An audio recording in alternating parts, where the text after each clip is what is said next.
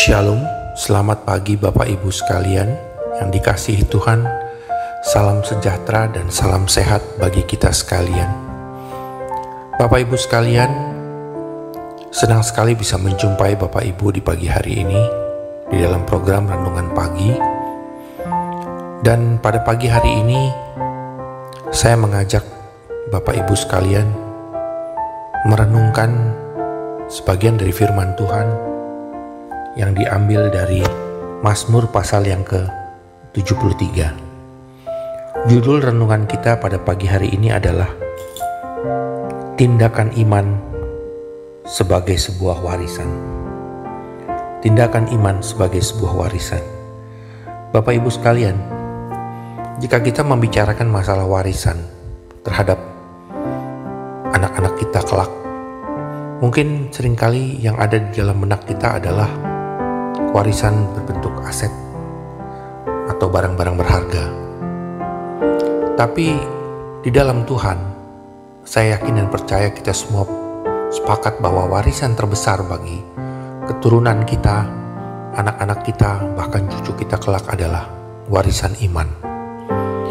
Nah, di dalam warisan iman kita kepada keturunan kita, tentunya dimulai dengan ketika kita memperkenalkan mereka bahwa Tuhan melalui Yesus adalah Tuhan dan Juru Selamat yang mengasihi kita, yang datang dan mati bagi kita, sehingga ketika kita percaya dengan sungguh-sungguh kita hidup di dalam Tuhan, maka kita memperoleh hidup yang kekal.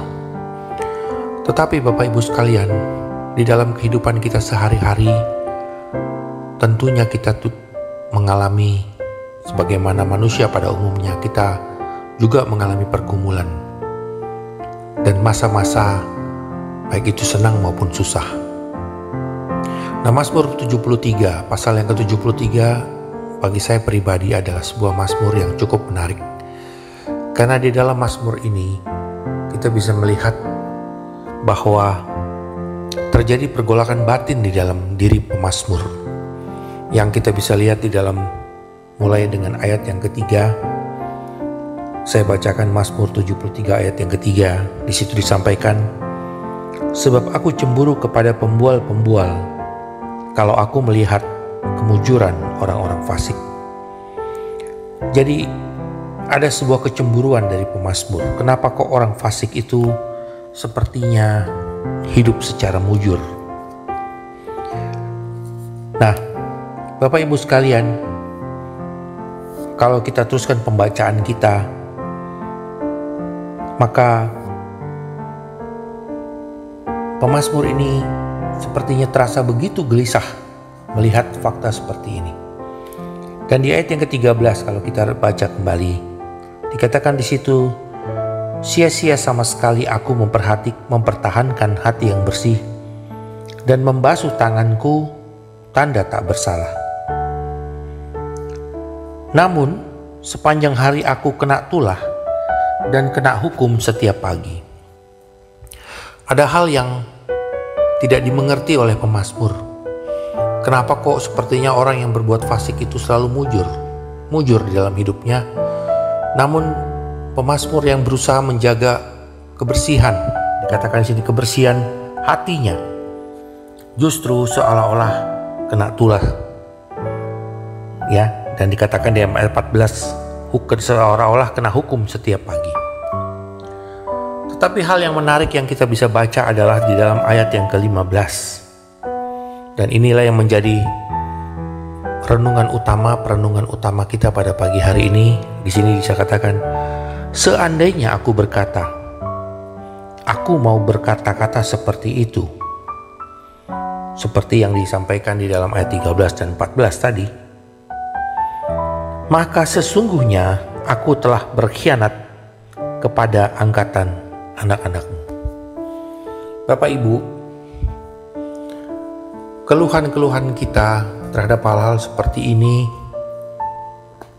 itu bisa terbaca oleh orang-orang yang tinggal di dalam satu rumah dengan kita.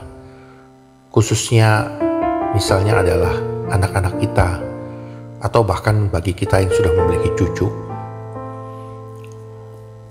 Karena Bapak Ibu sekalian, mereka yang hidup setiap hari dengan kita menyaksikan bagaimana kita berpikir, berperasaan, ya, berkata-kata. Puji Tuhan, di dalam ketika si pemazmur ini, di dalam keluhan-keluhannya untuk menyaksikan hal-hal seperti itu, dia masih mampu menahan dirinya. Ya, dikatakan di sini bahwa jika aku mau berkata-kata seperti itu, berkata-kata seperti yang disampaikan di ayat yang ke-13 dan 14. Sia-sia aku mempertahankan hati yang bersih, sepanjang hari aku tenaktulah. Artinya dia bersungut-sungut. Jika dia bersungut-sungut, maka dikatakan di sini, pemazmur bilang, aku berkhianat kepada angkatan anak-anakmu. Aku berkhianat kepada keturunan-keturunan atau generasi-generasi di bawah. Selanjutnya di bawah pemazmur. Nah, Bapak Ibu sekalian, disinilah sebagai anak Tuhan kita dituntut di dalam situasi-situasi atau ketika kita memiliki pergolakan batin yang kurang lebih sama seperti pemazmur alami. Kita dituntut untuk menjadi pahlawan-pahlawan iman di dalam keluarga-keluarga kita masing-masing. Ingat bahwa tindakan-tindakan iman, pahlawan-pahlawan iman artinya setiap tindakan ataupun ucapan yang kita keluarkan itu akan menjadi warisan bagi mereka kelak, akan menjadi warisan bagi anak-anak kita, bagi opa-oma yang sudah memiliki cucu, juga akan disaksikan bahwa kita di tengah-tengah kita misalnya mengalami keterpurukan dan kita bisa melihat seorang yang orang-orang fasik itu mengalami kemujuran, seolah-olah kita tetap tidak mengatakan hal-hal yang tidak baik mengenai Tuhan. Karena itu akan menjadi sebuah warisan bagi mereka. Ini akan menjadi sebuah hal yang bisa dilihat. Tapi sebaliknya, warisan kita kepada mereka adalah ketika kita menahan diri untuk mengucapkan sungut-sungut tersebut. Nah, kalau kita baca selanjutnya, bahkan Bapak Ibu, dia dalam ayat yang ke-16 dikatakan di sini, tetapi ketika aku bermaksud untuk mengetahuinya. Mengetahui apa? Pemazmur ingin mengetahui kenapa kok orang yang berlaku fasik justru mujur, orang yang berlaku bersih kadang-kadang justru seperti kena tulah sepanjang hari, dikatakan di situ, kena hukum sepanjang hari. Ketika aku bermaksud mengetahuinya, hal itu menjadi kesulitan di mataku. Dia tetap tidak bisa menemukan jawabannya sampai dengan ayat ini. Namun dia tetap bersikap sebagai seorang pahlawan, bahwa Tuhan itu adalah Tuhan yang adil, walaupun dia menyaksikan seakan-akan terjadi ketidakadilan. Nah, kenapa? Di dalam ayat yang ke-17 dikatakan, sampai aku masuk ke dalam tempat kudus Allah dan memperhatikan kesudahan mereka. Artinya keadilan Tuhan akan berlaku bagi orang yang bertindak fasik dan orang yang bersih dan lurus jalannya. Bapak Ibu sekalian, jika ada di antara kita yang pada hari-hari ini memiliki pergolakan batin seperti yang dialami pemazmur di dalam Mazmur ayat yang 73 ini, saya mengajak kita sekalian, mari bersikap seperti pemazmur di dalam ayat yang ke-15. Marilah kita meninggalkan sebuah warisan tindakan iman yang benar kepada anak-anak kita kelak, sehingga mereka tahu bahwa hidup kita menjadi kesaksian bahwa Tuhan itu tetap baik, Tuhan itu adil.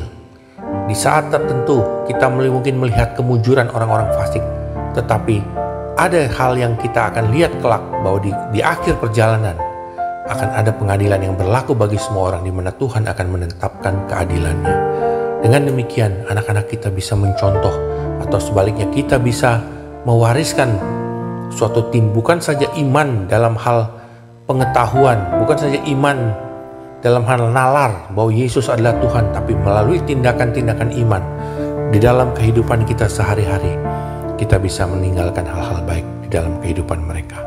Puji Tuhan, Bapak Ibu sekalian, mari kita sama-sama berdoa. Terima kasih Tuhan Yesus buat renungan, buat firman-Mu yang boleh kami renungkan pada pagi hari ini. Kami boleh melihat bahwa Tuhan menetapkan keadilan di dalam kehidupan kami, dan Tuhan tidak menutup mata bagi apa yang sudah kami lakukan, bagi perjuangan-perjuangan kami untuk Tuhan mengikuti jalan-jalan-Mu. Sementara kami berlangsung Tuhan, sementara pergumulan hidup kami berlangsung, berikan kami kekuatan supaya kami juga mampu mewariskan hal-hal yang baik di dalam tindakan iman kepada anak-anak kami kelak. Kiranya Tuhan, mereka boleh melihat, anak-anak kami boleh melihat Engkau hidup di dalam kehidupan kami, sehingga Tuhan, mereka tetap berada juga di dalam jalan-Mu. Mereka mengenal Engkau bukan saja melalui pengetahuan, tetapi mereka mengenal Engkau melalui pergumulan atau melalui keseharian daripada orang tuanya.